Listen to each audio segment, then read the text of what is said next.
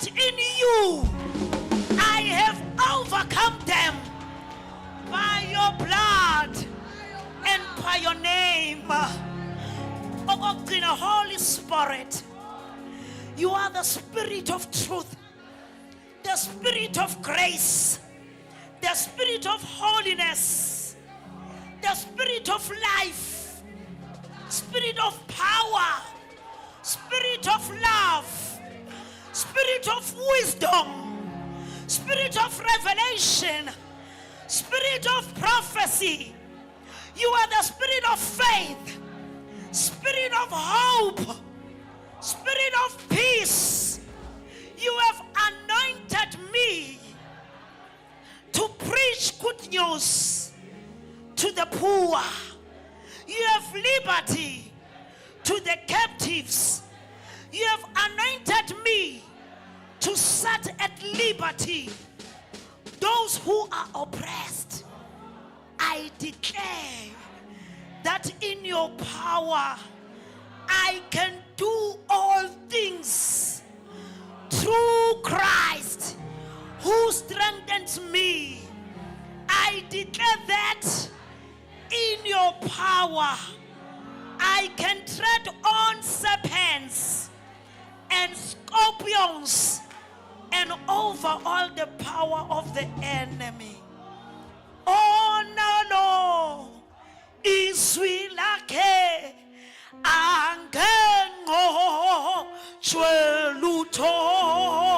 Oh no, yabo izwi lakhe angengo. Oh no, izwi lakhe. Oh no,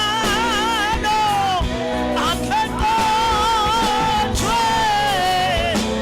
Oh no, izwi lakhe, izwi lakhe angengo chwe. Oh no, izwi lakhe, izwi lakhe angengo chwe. Siyabonga Baba egameni elinamandla. Rakamando robo shekete. Yenderebe sikhoto robo shakaya. Ikaya mando robo shekete. Yenderebe sikhoto robo yaka. Thank you for the victory. Thank you ukuthi singabanqobi. Singaphezulu kwabanqobi. Ngoba konke okuselwa kuwe kuyalinqobiswe. No weapon formed against us shall prosper. Singaphezulu kwabanqobi. Siyabonga ukuthi you are the Spirit of wisdom and revelation. Asesabi awuthasinika ngumoya wokugwala, umoya wokuba sibuye sesabe, kodwa usinikeza umoya wamandla esimemeza ngawo sithi Abba Baba. Lord, we thank you Baba ey'meni zonke ukuthi ngoKristu Jesu sinqobile. Thank you my God. Mandorobo shekete. Ikaya mandorobo sitarala bayeke. Kurobo shekete rebe sindorobo yaka. Yenderebe shikotorobo sita. Yenderebe shikotorobo yaka. Kuraba sinderebe yanda. Yenderebe shikoto. Kurobo sitarala bayeke. Kuraba shenderebe shikoto. Yenderebe shikotorobo sikata. Yenderebe sindorobo yaka. Lord, we thank you and Baba. Ngegama lika Jesu. Qhubeka nathi Nkosi. Phinde babusivuselela. Nalo yabe sadangela phelele ngamandla. Kodwa simukela izwi lakho lithi sinqobile. Singaphezulu kwamanqobi. Hallelujah lithi izwi lakho. Makabonga uNkulunkulu osinika uKristu Jesu ukuba sinqobe ngaye. Siyabonga uNkulunkulu wethu. Phakama ke Nkosi sehle. Yenzela ubuhle beligama lakho. In the name of Jesus, Lord, we thank you.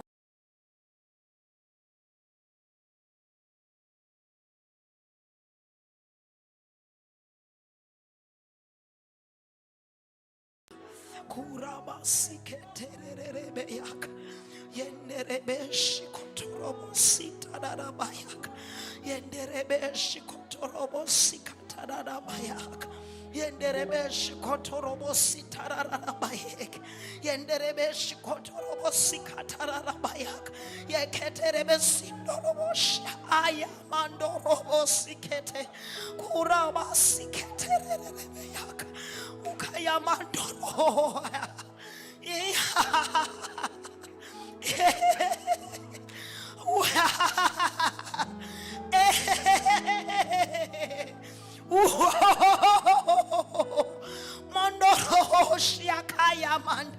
we need you, Spirit of God.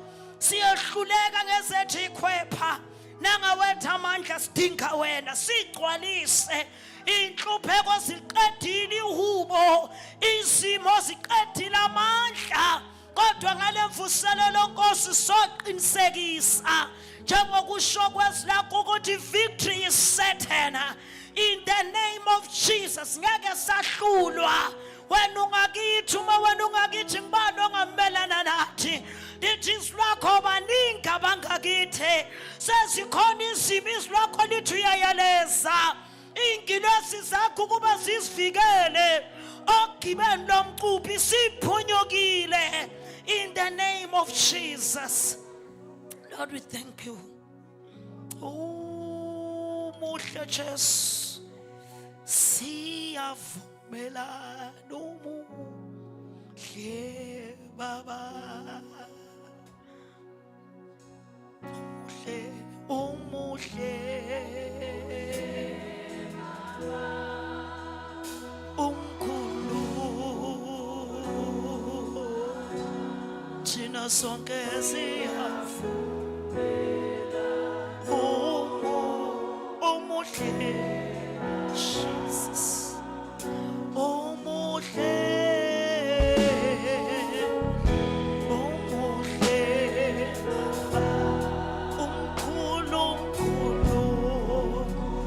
thank you Jesus hallelujah siyavumelana umuhle baba umuhle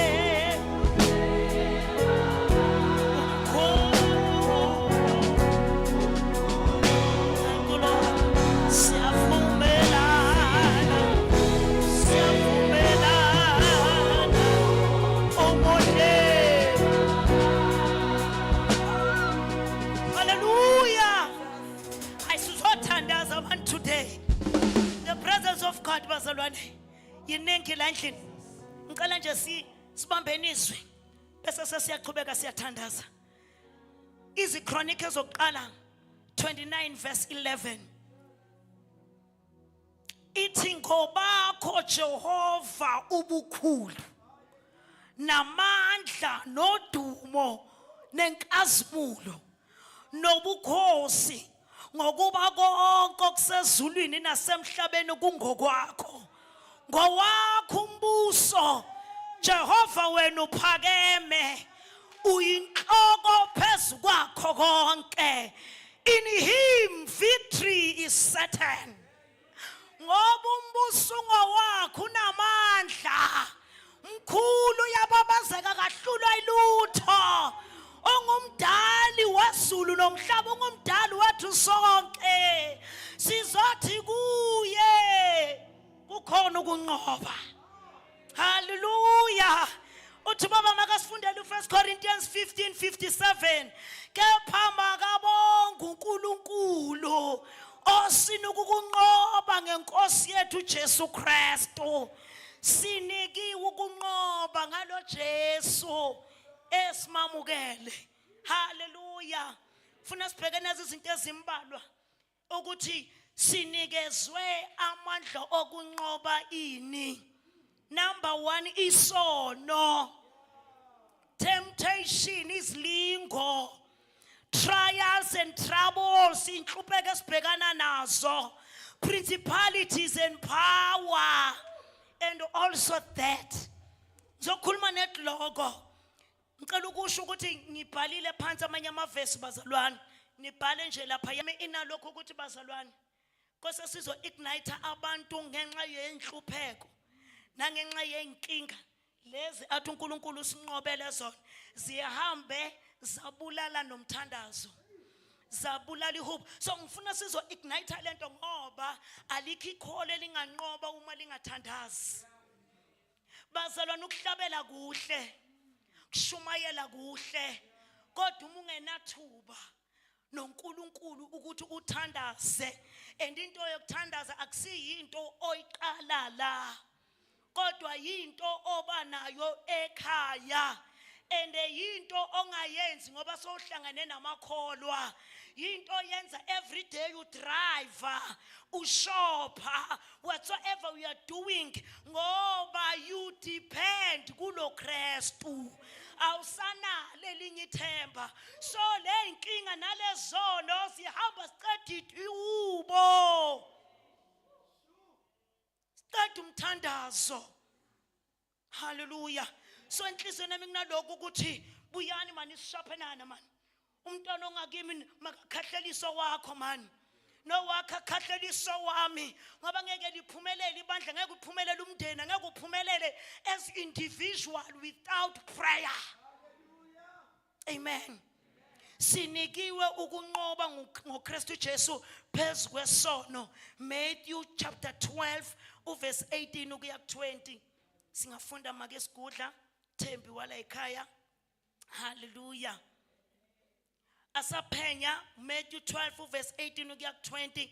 Ngifuna ukuvezana lapho bazalwane, ngifuna ukuveza ukuthi uKristu Jesu lo esinikeze yona is the gentle servant sent by God. O very gentle bazalwane, agezi ngeforce. Asifunde ma.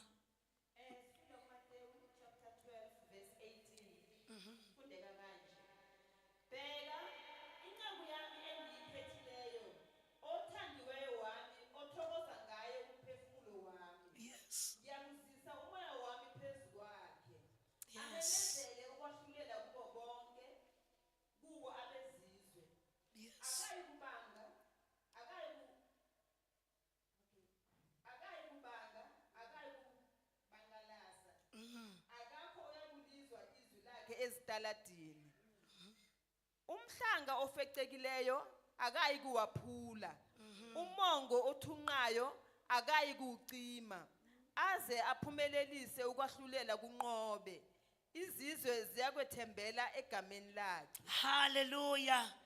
Kumbulwa uKristu labazalwane ukuthi uyasinqobisa esonweni, kodwa yini into esitholayo kuye?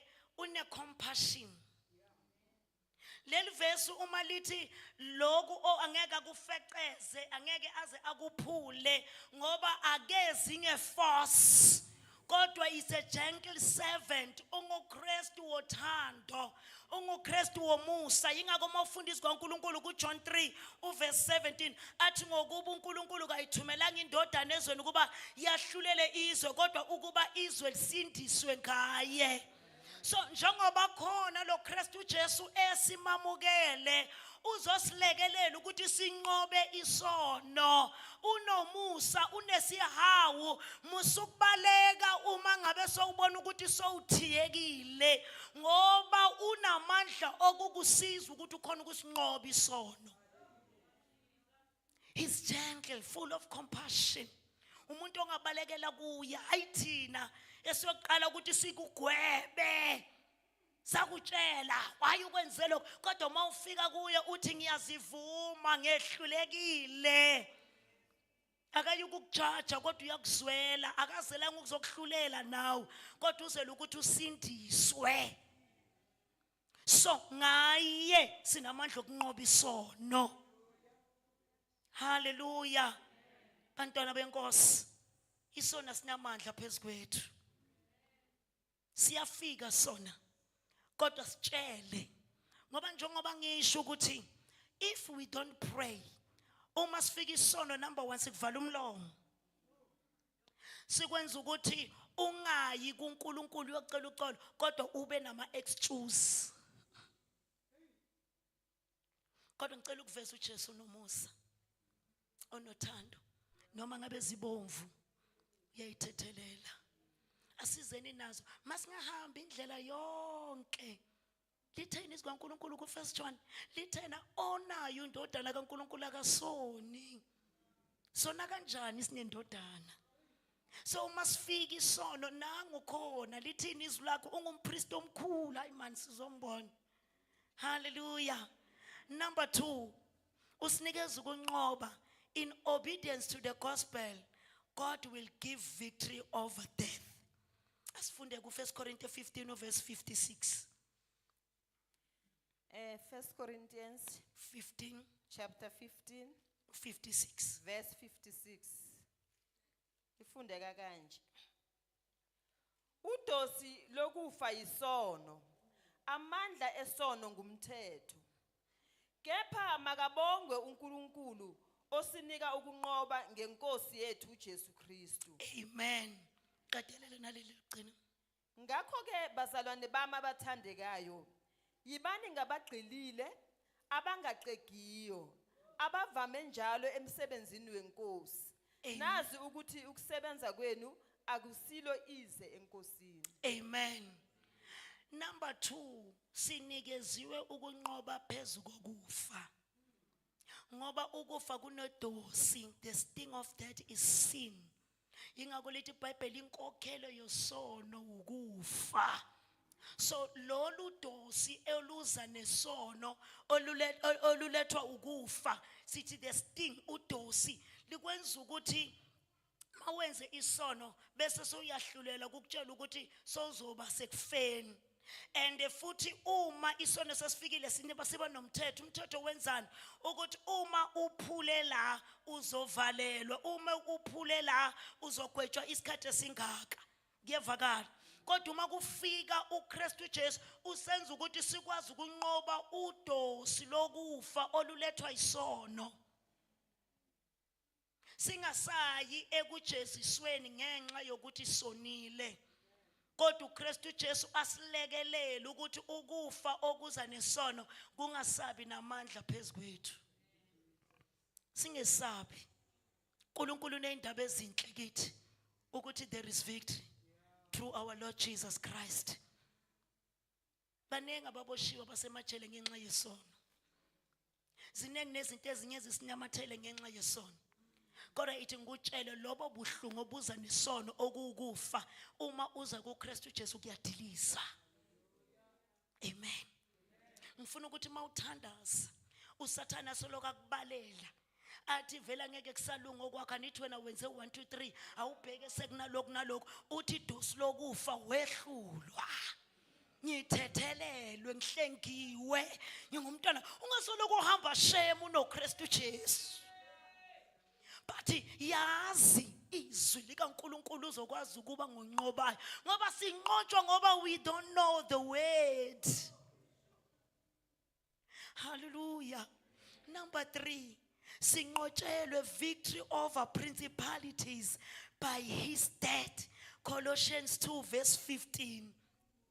Ngilibhalile ebaphucile ababusi nabanamandla izikhali wabathela ngehlazo obala abanqoba ngaso. Hallelujah.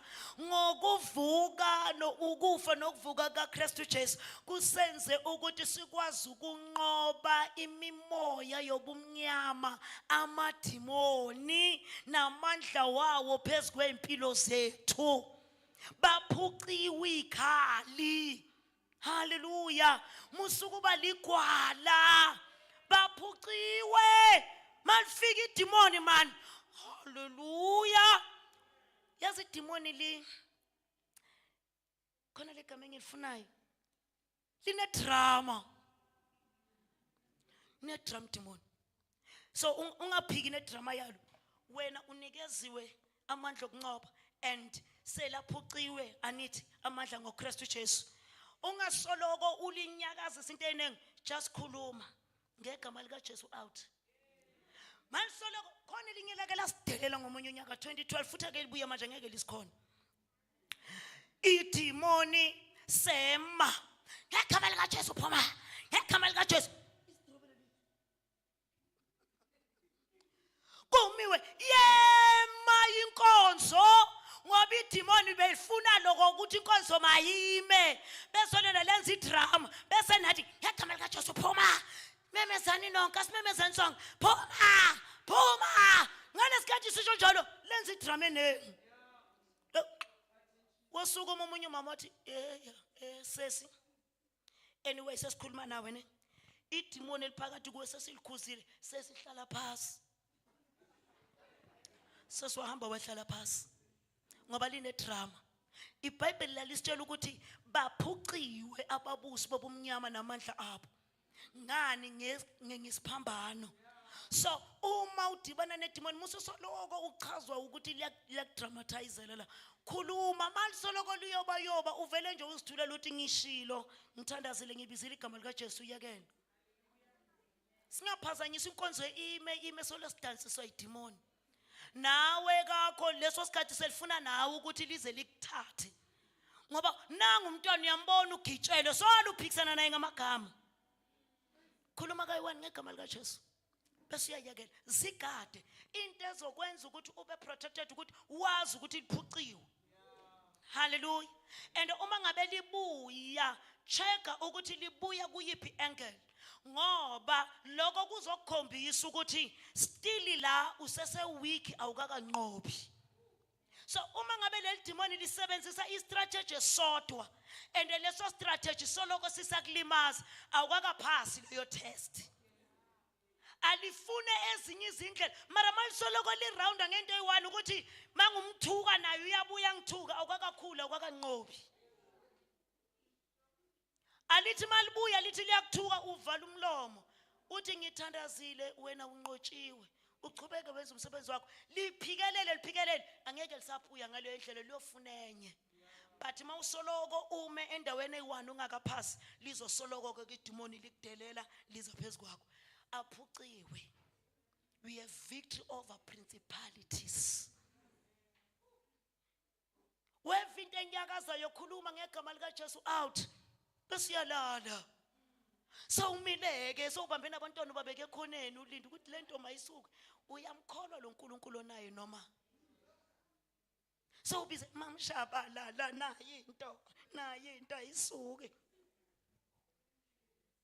Umsebenzi wezinceku ukuthi bakuteach the word. Bakufundisa ukuthi uyokulwa izimpi, not to depend kubo. Amakhelwane bayosizakala nini ngawe wena still kwamanje usamemeza abafundisa. How many years ukhona kuKristu? The problem awumkholwa and you don't exercise your faith. Once kayi-1 exercise faith yakho wakhuluma nedemon lathula lathi do uma kuzokunye inhliziyo yakhe izobuyela emuva ukuthi ungubani wani ngake ngathulisa into. But ngoba asikho ezwini asibantu bomthandazo sidepende kubafundisi bese ibonakala ngathi we don't have victory. Sinqotshwa noma ngabe zisishayile ilonda abantu bayazibona ukuthi mamzwana into imshayile kodwa mina angiweli phansi ngoba nginqobile. Ngiyamkholwa uNkulunkulu ongakimi. Sekuladi bandla selizothathwa. uNkulunkulu ufuna ukudemonstrate amandla akhe through us. But uma ngabe sisasele ebuntwaneni bokudependa kubafundisi singalazi izwi singasinga abantu abathandazayo abangazi authority yokukholwa abanayo sizowudlisa umbuso. That is why uzotholakala unento ebambayo ukuthi if sengithandazile kwangenzeka ngcono ngithathe lokhu. Udliwe umbuso wasekhaya kanti sesimele ikingdom kaNkulunkulu. Number 4, victory over stronghold. 2 Corinthians 10 verse 5. Singayifunda ma? 2 Corinthians chapter 10 verse 5. 2 Corinthians chapter 10 verse 5 fundeka kanje. Nakho konke okudephileyo okuziphakamisela ukuthiyana nokumazi uNkulunkulu namacebo onke siwathumbela ukumlalela uKristu. Amen. Bazalwane, i-stronghold yilento esoloko ikubambile. Ngithanda leli gama elithi likwazi and bringing into captivity every thought to the obedience of Christ. Indaba uqala uyilwe madots. So sinikeziwe amandla okuthi ulwe nomcabango usafika ngoba before uyo acta icala la. So umzalwane mase simbona a-acta ayimane yamwela uzindlile ngayo wacabanga ngayo wayifunela amaplan ukuthi uzoyiphasisa ayenze kanjani. Ukwambona umuntu onathayo athi ngizophuza kakhulu bese mangifika ngibatshele lento engifuna ukubatshela bazocabanga ukuthi ngidakiwe. So sinamandla okunqoba imicabango. Yingakho lithi iBhayibheli zindlani ngako konke okuhle okubongekayo okutusekayo. Ngiyancenga nikelani imizimba yenu ibe umnikelo ophilileyo ongcwele uNkulunkulu kanye nengqondo yenu yenziwe ibentsha. Uyathi nje mawuvuka ekseni nje usathana ukakutshele nje amanga. Athi nje na abakuthandi nje la endlini. Awu asikakakhulumi nawe silele kumnandi.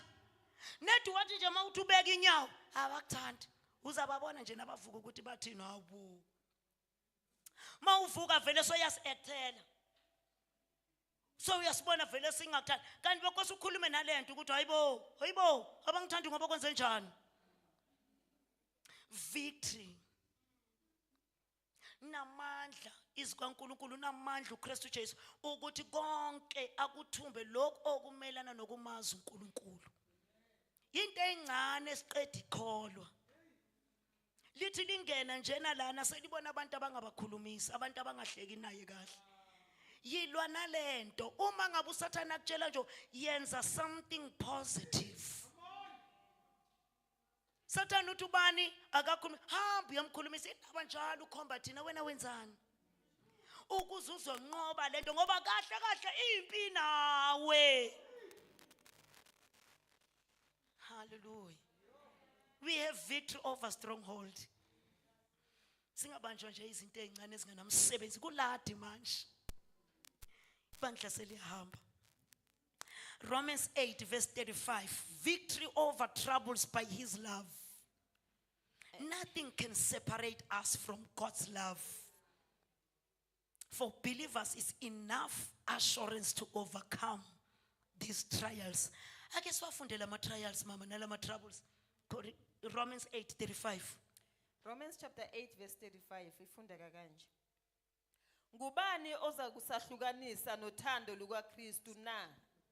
Noma ukuhlupheka, noma ukubandezeka, noma ukuzingelwa, noma indlala, noma ukuhambaze, noma ingozi, noma inkemba na? Kulotshiwe ukuthi ngenxa yakho sibulawa usuku lonke. Yes. Sithiwa izimvu zokuhlatshwa. Kepha kukho konke lokhu siyanqoba nokunqoba ngowasithandayo. Amen. Bazalwane lama troubles wonke umuntu uyahlangabezana nawo. Indlala iyasiphatha banci. Ukufa kuyasifikela. Ukubandezeka kuyafika. Sekubaliwe konke. Kodwa lithini? We are more than conquerors through him that loved us. Mariyayiva masikhuluma la esontweni. Uyayiva?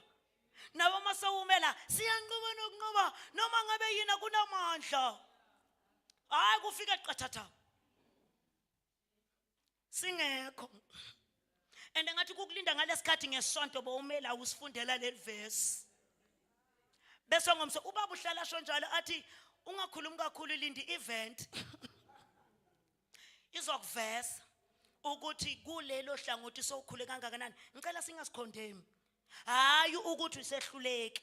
Kodwa i-event izoveza ukuthi kuleli hlangothi usamdinga kangakanani uNkulunkulu. Musa ukuli overshadow nje uma ulidlule. Uma ngabe lifike lendlala yakulimaza yakuhlukanisa nothando likaKristu, yima lapho uthi mawuthandaza baba indlala iyangihlukanisa nothando lakho, ngicela ungisize. Ungamane nje ukudlulise nje. Ngoba uma ngabe usathana abonile ukuthi sona sikhala izohlala ikhona indlela, hayibo sokhathala lathi ukukushibisa. Khona umunye umama shami mara ngimbone ngathi udubile uyathi lene ebandleni uyathanda ngizathini angazi ukuthi kwenzakalani. Qho wasukuma uyafelwa. Qho wasukuma wathi uyakhonza uyafelwa. Omunye umzalwane wathi ha nedona wasukuma uyafela sofuna usizo. Hayi lo mama wahamba.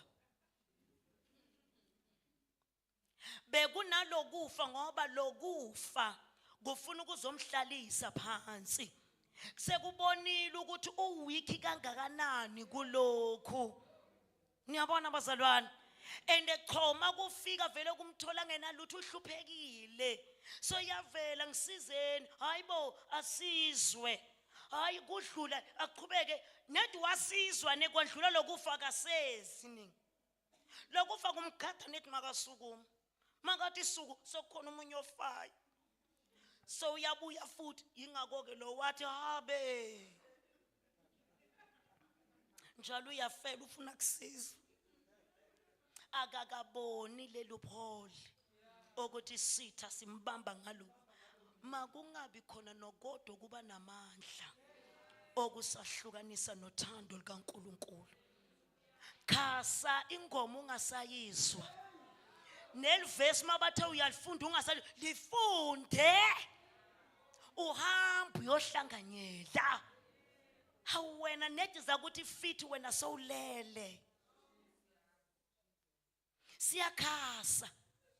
Mangabe beningijwayela ukuthi ngima la kodwa ngiyeva ukuthi ngishayekile angeke ngilove kodwa ngizohlala lapha ngithi angeke ngime ngisafuna amandla khona la ngiva khona ukuthi ngishaye ungalale endlini. uNkulunkulu into yokuhlanganyela uthi singayeki siyashaphenana sinikana amandla. Ngavumela umoya nje wokulova unnecessary. Ngoba usuku nosuku uNkulunkulu unemlayezo wakho. Usuku nosuku uNkulunkulu unesolution. Ungawuvumeli umoya wokulova. Lokho enkuve namhlanje kusasa ngeke ukuve okwanamhlanje. Imiracle yakho eyanamhlanje njengoba ukhona nakusasa kunekho. So njengoba wena sowubanjwe indlala sowubanjwe ukufa sowubanjwe nani uzoyithola phi solution yakho ngoba uNkulunkulu osinqobisayo unempendulo. Enye yempendula yikho ezwini sendumisweni. Uze ukhokhoba ungenanjabulo ungazi nokuthi wenze njani.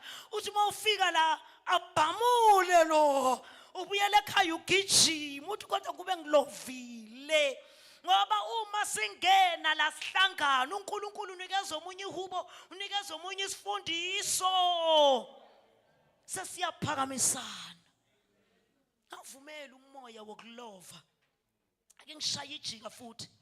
Uyazi uma ngabe ulova uma ngabe ufika late you dishonor abaholi bakho. Khona umuntu olovayo azi ukuthi ngizolova bazakwenzani njengoba ngingekho. That thing is a dishonor. And uNkulunkulu uthi we need to honor singabathwesa umthwalo ngoba uma vuka ekseni unomlayezo uNkulunkulu amnikeza wona ukuthi uzowudla. And uplanile nokuthi I know ukuthi la kuhleleke kanje nethi makathathu uyangena ukho kwenza ingqondo yakhe isangane ngoba isitha sesiquphile ngawe. Ukulova nokufika lati kusho ukuthi yam dishonor umholi wakho. Njengoba wena uthembeke kangaka emsebenzini but uma sesiza entweni ezikaNkulunkulu ufuna sive ngawe. Sorry nibe ngishaya ikhona. Hallelujah. Victory over temptation through his priesthood. 1 Corinthians 10 uverse 13. Sengiyaqeda bancane. Sizothandaza. Makorinto qala 10 verse 13. Verse 1 Corinthians chapter 10 verse 13. Amen. Ufundeka kanje. Anifikelanga ukulingwa okungenjengakwabantu. Oh my God. Kepha uNkulunkulu uthembekile. Oh. Ongayi kuvuma ukuba nilingwe ngokungaphezulu kwamandla enu. Yes. Kepha oyakuthi kanye nokulingwa anenzele indlela yokuphepha nize nibe namandla okukuthwala. Hallelujah. Sinonkulunkulu othembekile. Owenza sure ukuthi siyawanqoba ama challenges esibhekana nawo kanye nezilingo. Lithi izwi lakhe uyayenza indlela. Kodwa kubiza ukuthi sibe neendurance. Ngoba ngalesikhathi enza lendlela enye yezindlela zakhe azenzayo noma avela ngazi ukuthi uzodlula la ivoice encane akhulume nje ivoice encane ukuthi ukuzuwele lana ngithi mara ngoba ugcwele umsindo sigcine isilingo sikunqoba kokunye uthi thandaza kokunye athi faster solo wenza indlela kokunye athi nikela solo wenza indlela yokuthi uphephe kulesilingo ngoba uthembekile uNkulunkulu wethu sinikeza ukunqoba naphezulu kwama temptation ngibani ongalingwa wonke umuntu uyalingwa mara sesifeyile kangakanani ngokungamethemba uNkulunkulu of faithful osenzela indlela yokunqoba sizovuselelana victory is certain in him surely ungamengabazi siyanqoba nokunqoba noma ngabe uyayibona intaba oh my God masachubeka sithandaza kule viki uNkulunkulu vele nje wabeka lento ukuthi wena ntaba kuZefania athi wena ntaba ndini uzabayithafa not by power not by might but by my spirit uyamnikeza yini umoya engcwele ithuba ngoba nayo lento yokona we need to honor the Holy Spirit ukuthi umuvu ukuthi uthini and umoya engcwele akakwehlule mzalwane wami mani sinikezwe yona sashiyelwa yena ukuthi abuse aphile ngaphakathi kithi asifundise asikhumbuze la sihamba khona kube nguyokutshelayo hayi ngalendlela lesi simo yingakathi ningamcimi ningamdabukisi masimdabukisi u very sensitive uyathutha lisali kholwa lidroh ngoba kasakhulumi singamcimi singamdabukisi hallelujah ngicela sigcine ngaleli Ephesians 6:10 kuya ku18 victory over principalities through obedience. Ephesians chapter 6 verse 10. Izikhali zamaKristu elokugcina qinane enkosini nasemandleni ayo amakhulu. Amen. Hlomani izikhali zonke zikaNkulunkulu ukuze nibe namandla okumelana namaqhinga kaSathane. Hallelujah. Ngokuba asibambene negazi nenyama Yes, kodwa asibambene nemibuso namandla nababusi bezwe balobu bumnyama Amen. nabawomoya bobubi emkhathini. Amen. Ngakho hlomani izikhali zonke zikaNkulunkulu ukuba nibe namandla okuzabalaza ngosuku olubi nalapho senifeze konke nime. Yes.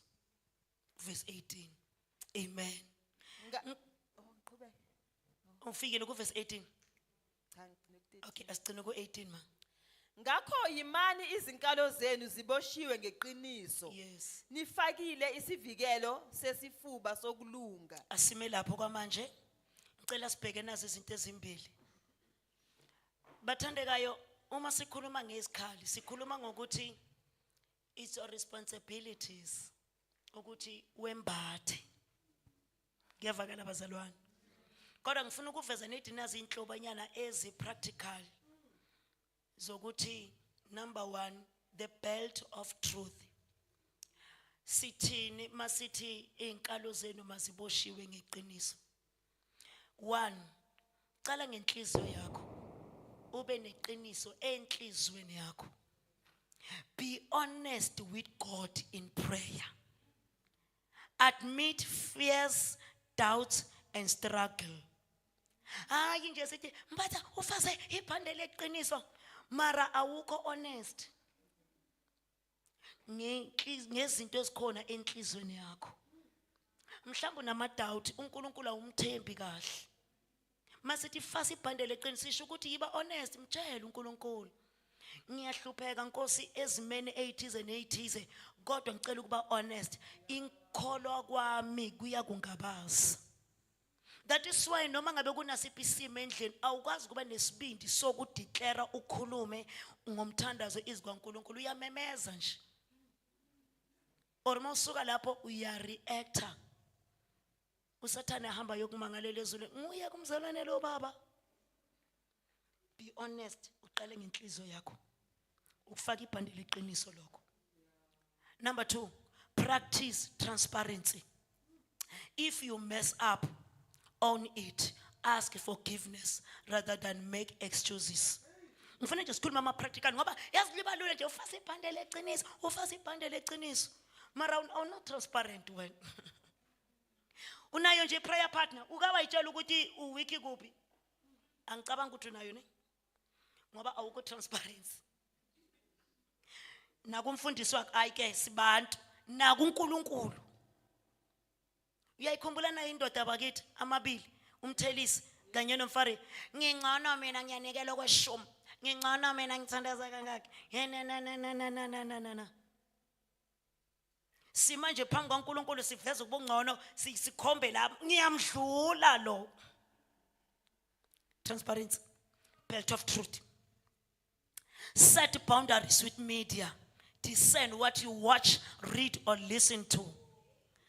Hawu khona umunye umzalwane okwathembeka ngomunye unyaka yazo abazalwane basakholwa, mina ngibazi le baba manje yeza. Weza wathi ngizocela umthandazo. Ngiqale ukubukela kakhulu lama soap. So njengoba ngibuka lama soap sengivinyama iyangihlupha. Transparency. Yini sizathu senyama? Hayi ilokuthi sengibuka kakhulu le story. Hayi wena siyazi nje ngawe. Ubuka wonke umhlolo la kumithi. Mawusuka lapho challenge inyama yakho. Makusuka lapho phansi. Uyabaleka futhi. Ake sidiscern yini oyilalelayo, yini oyibukayo. Uhamba nabo bani bathi nguwe. Keep your promises even in small things. Ubazalwane. Ake siyeke le imali lezokucelwa. Le kaNkulunkulu yeyishumi. Uyathembeka nje mzalwane. Ngicela ukudlula. Breastplate of righteousness. Pursuing right living. Naku ke sofakile isivikelo sesifuba sokulunga. Wenzani? Confess quickly when you fall short. Bring it to God. Ngoba nguKristu Jesu olungisisayo. Lithe linye verse, ngubani ongasimangalela akekho ngoba wena Kristu ungolungisisayo. Uma sifika kuKristu sitholi exchange, uthatha izondo zethu sinikeza ukulunga. Marake masithi usifakile lesivikelo sesifuba sokulunga, yilo ukuthi uma ngabe sowusherelile yiya kuye, nguye okwazi ukulungisa umuntu. Humble service, serve abanye quietly without ukushaya impempe. Ningangiboni ngime la bazalwane nje kulebo makhelwane, ngiyahambile bazalwane ngayo bathengela impahla za Christmas. Uyazi ngiva uNkulunkulu nje na angithinta ukuthi sizwe. And njengoba sowuzwile ulinda ukuthi sinqome, akekho uma umama ofana nomama bani bakithi yanakekela akusikukulunga lokho ufuna kubonwa ngabantu. Stay teachable. Breastplate of righteousness sisho ukuthi hlala ube ngumzalwane ofundisekayo. Cela uNkulunkulu akukhombise ama blind spot. Uthi Jesu babusisiyo bangayukhubeka ngami ngoba ibandla likaNkulunkulu seligcwele kakhulu abantu aba-offendekayo. Liyakhulunyizwa la abantu baya-offendeka.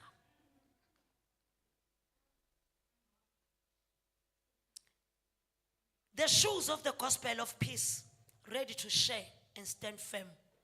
Ngicela sale sengihamba nazo icathulo ezilungele ukushumayela ivangeli. Ngiphethe nje ama practical bazalwane. 1, prepare your heart every day.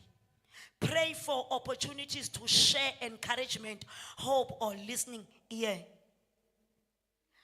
Masingabuza nje. Soloko kusile bohleli nomuntu eTexini utheni? Utheni eTexini utheni?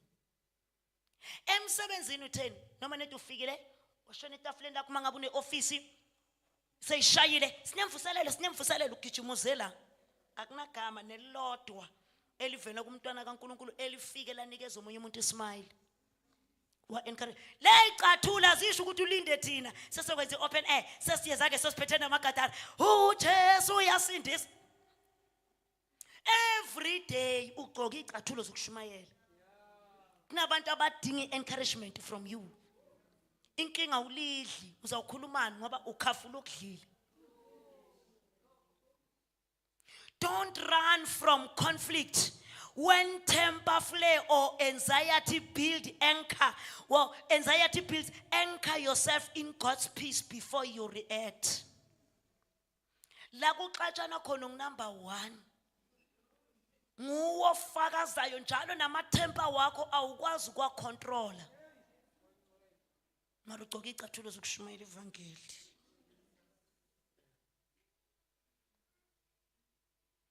Speak peace. Use gentle words even when you face criticism or opposition. Oh na. Bangakuthinti wena mzalwane wethu ngeke baseza la. Ngoba abanye abezi nje bazi lesiwisho yiso.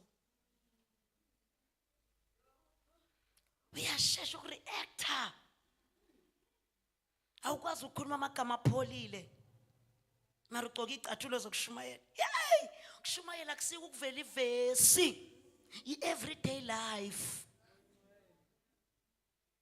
Listen before talking.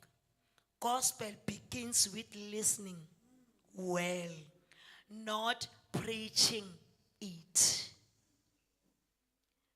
The shield of faith, overcoming fear, doubts and attacks. Uthatha isivikelo sokholwa, the shield of faith. Esikwazi ukucima yonke imicibisholo. Kanjani? Recall God's promises when doubts hit. Declare what God says about your situation. Lesivikelo sokholwa esithi sibamba olokuthi masesifika isimo khuluma izwi thandaza ama promises kaNkulunkulu. Utheni uNkulunkulu ngalesimo odlula kuso. 2, pray immediately when kufika ukwesaba. Musukuvikela ukwesaba kukugubezele. Thandaza ngoba siyavila sifuna ukuthandazelwa. Mara hayi la ekhaya. Ekhaya umuntu ufundisiwe. Okugcina, remind yourself of past victories. Keep a journal of answered prayers. Uma seziyafika izinto uthatha isihlangu sakho sokho usathana unamakha. Ngeke ngambona uJehova. Siyavika. Kuthi umoya obumnyama ungathathi indawo. Kokugcina, the helmet of salvation, protecting your mind with assurance. Preach the gospel to yourself. Remind yourself daily ukuthi you are saved by grace. uke wayishumayela noma ulinde thina nje baphela sikutshelile namhlanje ukuthi angisho kuwe ma ngisho ukuthini ukuthi ngoba namhlanje uzoba ngi-MC usiphathela amavesi lo mzalwane ozoshumayela akasazathini wena uphathele thina amavesi ngithi ngale thuba lo ukuthi ube ngi-MC ufuna ukuzositshela lophu uthando bazalwa ngayo ujuluke mara ngi-MC ngoba uzotshela thina did you preach kuwe kuqala na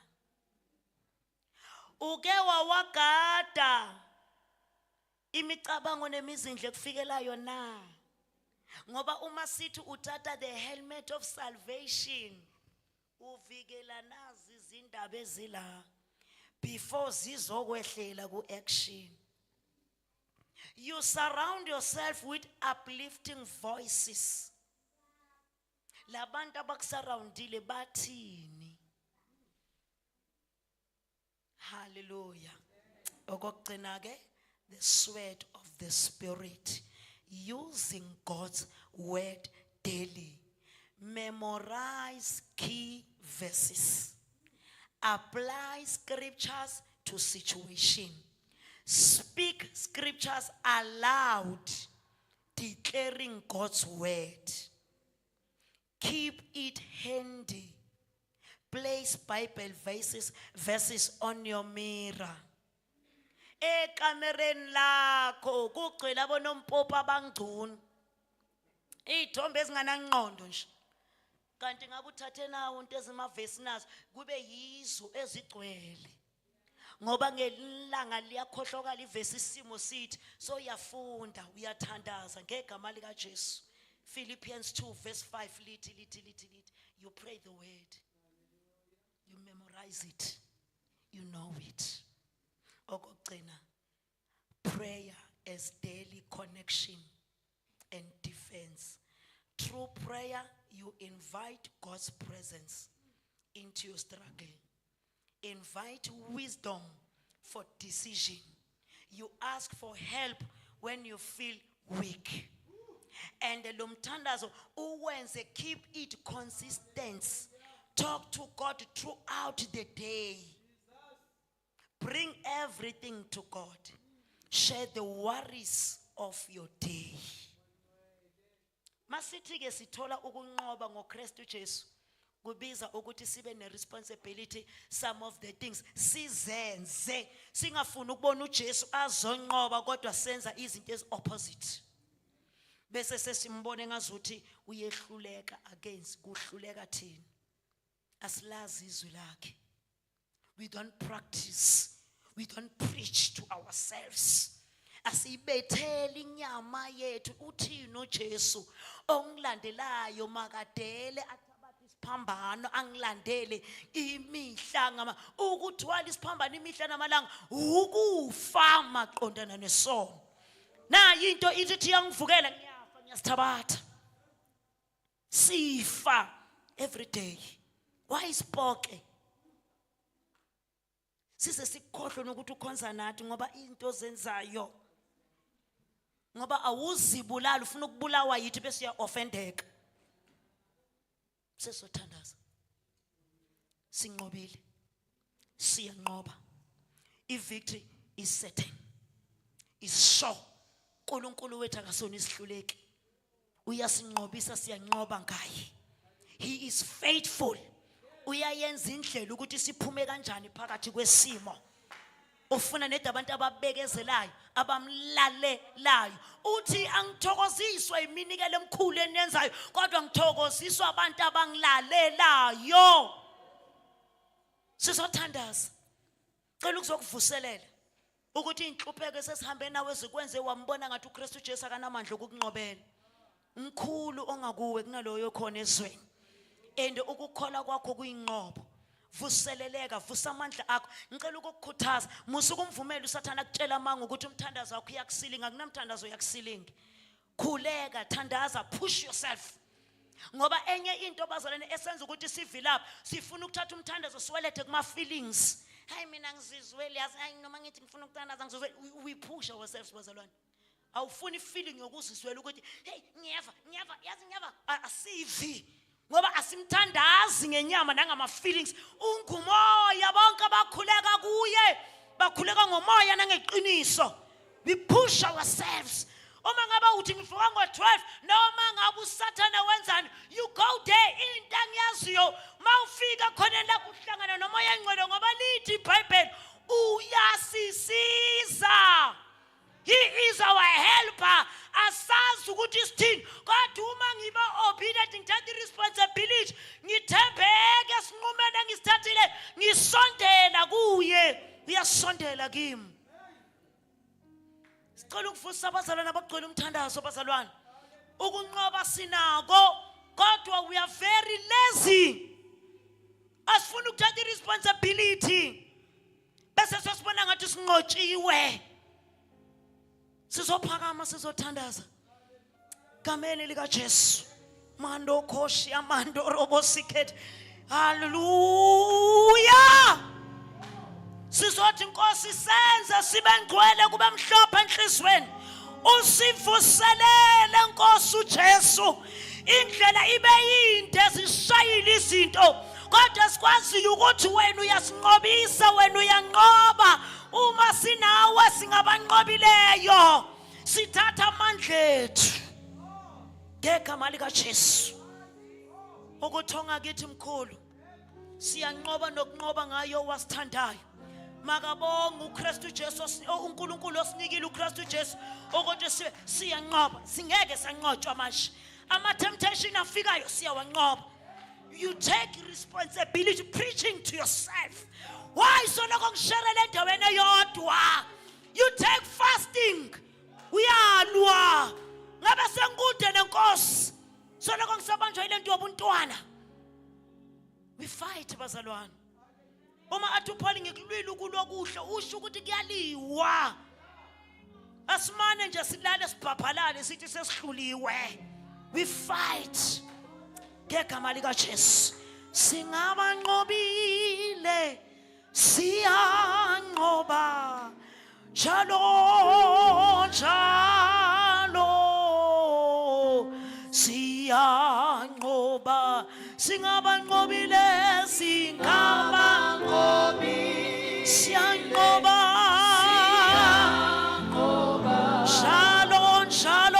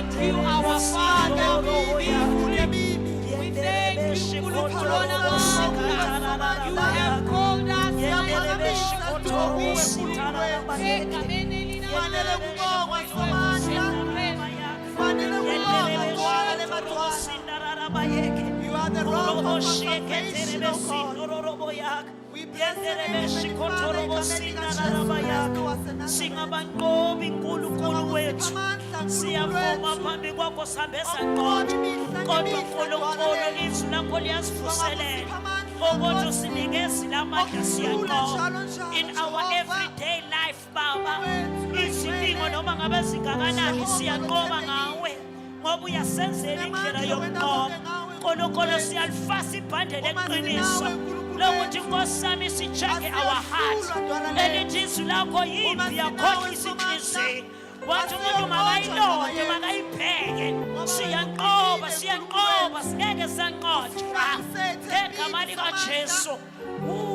Mighty Father, you raise the standard against an enemy. Asingeke saphinde sanqotshwa. Siyamukela baba amandla, siyamukela ukuvuseleleka, siyamukela ukuvuswa kwethemba, siyamukela Nkosi yami uqinisekiswa yizwi lakho elihamba Nkosi yami liphele, kuphele ngisho uhubo, kuphela amandla, kodwa no more. In the name of Jesus, sinibandla eliqobayo, simindene enqobayo, singama individual enqobayo, ngoKristu Jesu osipha amandla okuqoba ngezikhathi zonke. Lord, we thank you in the name of Jesus. Lord, we thank you for your word. Linamandla uthonalo, angenqotshwa ilutho. Oh Jesus, we declare in the name of